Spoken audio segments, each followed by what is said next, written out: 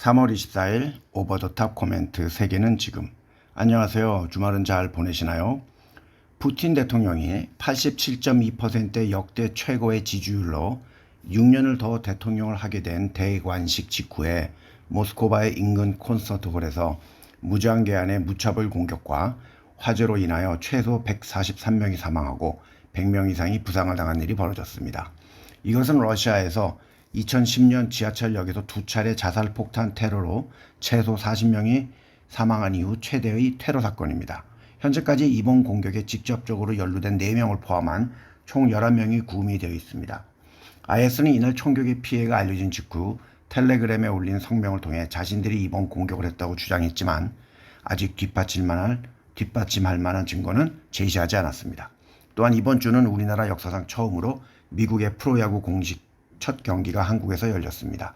LA 다저스와 샌디에고 파드리스와의 두 경기가 열렸고 저를 포함한 많은 야구 팬들이 즐겼습니다. 또한 토요일인 23일부터 2024년 한국 프로야구가 개막이 되었습니다. 세계적으로 유명한 아이스크림 브랜드이자 저도 아주 좋아하는 벤 앤드 제리를 가지고 있는 유니레버의 새로운 CEO는 이 아이스크림 부문에서 7,500명을 해고하고 분사를 한다고 발표했습니다. 유니레버는 이 아이스크림 부분을 상장을 시킨다고 이야기를 했지만 사실은 사모펀드에게 투자를 하라는 공식적인 초대장을 보낸 것으로 보입니다. 싱가포르에는 보통 두 통의 아이스크림 개당 473ml입니다. 24,000원 정도에 팔고 있는데 오늘 갔더니 세 통에 29,000원에 판매를 하고 있었습니다. 또한 제가 이미 알려드렸듯이 일본의 중앙은행은 그동안 단기금리를 마이너스 0.1%에서 인상을 시켜 0%에서 0.1% 사이로 상승을 시켰습니다. 또한 더 이상 위험한 자산인 ETF의 구매는 종료하기로 했으며 필요에 따라 장기 국채는 구매를 할 것이라고 했습니다. 하지만 일본의 엔화는 오히려 약세를 유지했습니다. 제가 누누이 말씀을 드렸듯이 엔화는 당분간 강세로 갈 수가 없습니다. 심지어 발표한 이후 엔화는 유로 대비 2008년 이래 최저치까지 떨어졌으며 달러 대비 1990년 이래 최저치까지 떨어졌습니다.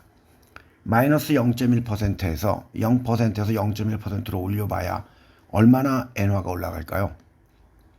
저희 주위에도 계속 엔화가 강세로 간다고 믿으며 몇 년 동안 엔화를 사거나 엔화 표시 채권 또는 주식에 투자하는 분들이 계십니다. 다른 자산에 투자하면 더 좋았을 텐데 아쉽습니다. 하지만 니케이 225는 사상 최고치인 41,000엔까지 상승을 했습니다. 또한 예상대로 페드는 금리를 동결시켰으며 그 결과 달러는 강세로 갔습니다. 테라코인의 권도형은 몬테네그로 법원에서 한국으로 송환을 확정했다고 발표를 했지만 검찰이 적법성에 대해서 이의를 제기하자 이번 주말에 송환할 예정이었던 것을 잠시 보류를 시켰습니다. 한국으로 오면 다행이나 미국으로 가면 엄청나게 긴 시간을 깜빵에서 보낼 가능성이 큽니다. 미국 정부는 메타에서 불법 약을 판매한 것을 조사 중이라고 월스트리트 저널에서 기사가 나왔습니다. 또한 미국 법무부는 애플이 경쟁사들이 자사 아이폰의 하드웨어 및 소프트웨어의 기능에 접근하는 것을 차단함으로써 독점금지법을 위반했다고 했습니다. 이미 미국의 법무부는 비슷한 이유로 구글과 소송을 하고 있으며 연방거래위원회는 메타와 아마존까지도 독점금지법 위반에 관하여 고소를 하고 있는 상황입니다. 거대 IT주에 대한 정부의 규제가 강화가 되는 모습입니다. 싱가포르 창의공항의 이용객 수가 코로나19 이전의 수치를 넘기고 있습니다. 2월 달에는 535만 명이 싱가포르 창의공항을 도착했거나 출발했거나 경유를 했으며 이것은 2019년 동월 대비 4%가 늘어난 수치입니다. 2월 달에는 한국의 블랙 이글스도 참가한 싱가포르 에어쇼가 있었으며 이것을 보러 약 6만 명이 싱가포르에 도착을 했습니다. 2월 달 싱가포르는 144만 명이 입국을 했으며 이 중 중국에서는 32만 6,970명이 들어왔습니다. 최근 싱가포르과 중국은 30일간 비자 없이 입국이 가능합니다. 중국의 2월 공장 출하는 작년 대비 70%가 늘어났고 소매 판매도 5.5%가 늘어났습니다. 이것은 예상보다 늘어난 수치이며 올해 첫 두 달 동안 경기가 상승하고 있다는 것을 보여주고 있습니다. 하지만 부동산 투자는 작년 대비 9% 하락을 했고 이것은 작년의 24% 하락보다는 회복은 되었으나 아직까지는 부동산의 회복은 더뎌지고 있다는 것을 보여줍니다. 최근 주가가 엄청 오른 엔비디아는 18일 연례 AI 컨퍼런스를 시작을 했으며 이 중요한 이벤트에서 신형 반도체인 블랙웰을 소개했습니다. 뱅크 오브 아메리카는 이 컨퍼런스를 AI의 우드스탁이라고까지 했습니다. 최근 주식이 많이 하락을 한 애플은 구글의 제미나이 AI 엔진을 자사의 아이폰에 탑재를 하기 위한 협상을 진행하고 있다는 뉴스를 발표하며 주가가 반등을 했습니다. 하지만 이러한 애플과 구글의 협상은 규제 당국의 주의를 끌 수 있습니다. 중국의 증권규제기관은 헝다 에버그란데 그룹을 상대로 행해진 조사에서 2019년과 2020년에 2년 동안 낸 수익은 780억 달러, 104조 9,880억 원 정도 이상을 부풀렸다고 발표를 했으며 당시 회계를 분석한 프라이스 워터하우스의 현지법인까지 홍콩의 감사 규제 당국이 조사한다고 했습니다. 홍콩은 새로운 보안법을 신속하게 처리하고 반역죄를 최고 종신형까지 내릴 수 있도록 조치를 했으며 미국, 유럽, 영국에서부터 엄청난 비난을 받고 있습니다. 홍콩은 이제 중국입니다. 왕이 중국의 외무부 장관은 7년 만에 호주를 방문할 예정이며 몇 주 안에 다양한 무역에 관한 관계 개선을 보여줄 것으로 기대합니다. 한 예로 호주 와인에 부과된 218%의 무역 관세를 철폐할 예정입니다. 하지만 여전히 정치적인 차이와 미국과의 관계로 역풍도 불 수가 있습니다. 미국의 보잉사는 737 맥스 기종의 문제로 인하여 막대한 현금 손실을 겪고 있는 중입니다. 주가는 올해 들어서 이미 24.99% 하락을 하고 있는 중입니다. 지난 5년간 주가는 50.49% 하락을 했습니다. 반면 에어버스는 올해 들어서 20.26% 주가가 오르고 있고 과거 5년 동안 44.11% 상승을 했습니다. 반사이익을 제대로 보고 있습니다. 트럼프 전 대통령은 뉴욕에서 자신에 대한 4억 5,400만 달러, 6,110억 8,400만 원 정도의 재판 공탁금을 마련하기 위해서 세계 최대 보험사를 포함해서 30여 곳의 금융사에 연락을 했지만 그들은 그의 부동산을 담보로 삼지 않을 것이라고 했으며 모두 현금을 원했고 그들은 최소 10억 달러, 1조 3,460억 원 정도의 현금을 요구했습니다. 이 공탁금은 트럼프가 지난달 뉴욕주 맨해튼 지방법원에서 자산을 부풀렸다는 혐의에 대해 패소하면서 추진이 되었습니다. 뉴욕 법원은 벌금과 지연이자를 더해 4억 5,400만 달러의 벌금을 부과했으며 트럼프는 항소하기로 했지만 항소를 하기 위해서는 공탁금 마련이 전제돼야 합니다.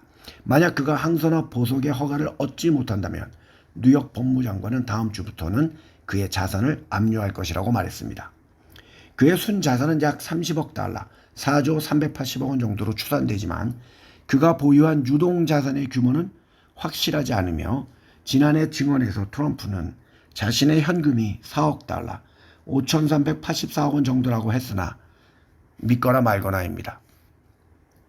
최근 블룸버그에서 실시한 설문조사에서 7개 경합주에서는 유권자 10명 중 8명은 치명적인 약물인 펜타닐의 오용을 아주 중요한 것으로 생각을 하면서 그들은 이번 대선에서 낙태, 기후변화, 노동 및 노조, 전쟁보다도 더 중요하다고 언급을 하고 있는 중입니다.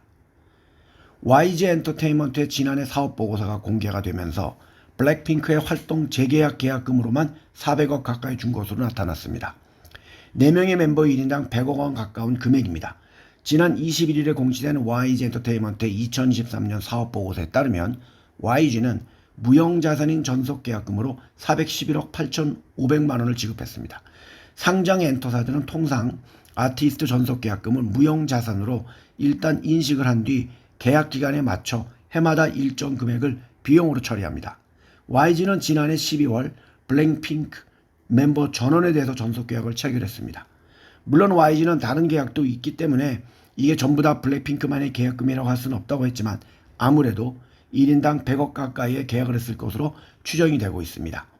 YG가 이렇게 거액의 계약금을 쏟아부은 만큼 돈을 걷어들이려면 월드투어 등을 통한 그룹의 활동이 필수입니다. 따라서 YG는 블랙핑크 그룹의 활동 계획을 준비 중이라고 했습니다. 하지만 업계에서는 YG의 목표 주가의 하향 조정이 이어지고 있습니다.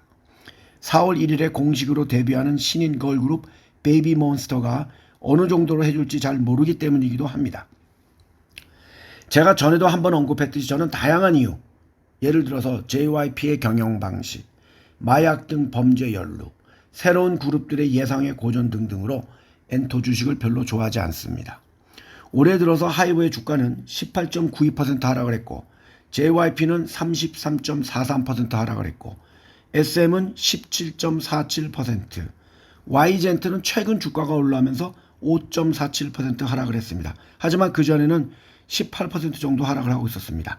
이유는 영업이익들이 작년 1분기 대비 감소를 많이 하고 있기 때문입니다. 소속 가수들의 활동이 이루어지지 않았고 앨범의 판매량과 공연 동안 적었기 때문입니다.